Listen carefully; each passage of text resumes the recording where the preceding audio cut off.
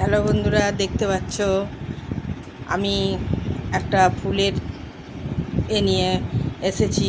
এই ফুলটা নিজে হাতে তৈরি করেছি। কি করে তৈরি করেছি জানো বন্ধুরা? আমি একটা পথের দিশা অনুষ্ঠানে কম্বল বিতরণ মানে গরিবদের কম্বল বিতরণ করছিলাম। সেখানে আমাকে একটা ফুলের তোড়া দিয়েছিল, সেটা অরিজিনাল ফুল। সেই তোড়াটা দিয়েছিল। সেই তোড়াটা আমি এখানে অনেক দিন রেখেছিলাম বন্ধুরা। রেখে দেখলাম ফুলগুলো পচে গেছে। তার কাঠামোটা কী করব, কিন্তু কাঠামোটা আমি স্মৃতিচিহ্ন হিসাবে কাঠামোটা দেখো, এই যে কাঠামোটা, এই কাঠামোটা নিয়ে রেখে দিয়েছি। ফুলগুলো ফেলে দিয়ে কাঠামোটা নিয়ে রেখে দিয়েছি।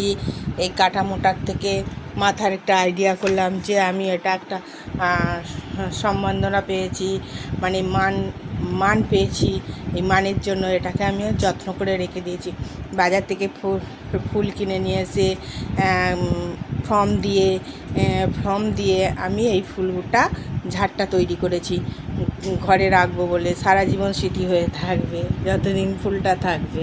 তাই জন্য আমি রেখেছি। বন্ধুদের কেমন লাগলো, ভালো লাগলো কি না, খারাপ লাগলো, সেটা অবশ্যই শেয়ার করবে। বা পুরনো কোনো জিনিস ফেলে দেবার নয়, পুরনো যে কোনো জিনিস দিয়ে নিত্য নতুন জিনিস তৈরি করা যায়। একটা লাইক দেবে, শেয়ার করবে, কমেন্ট করবে, আবার আমি ভিডিও করব। Thank you.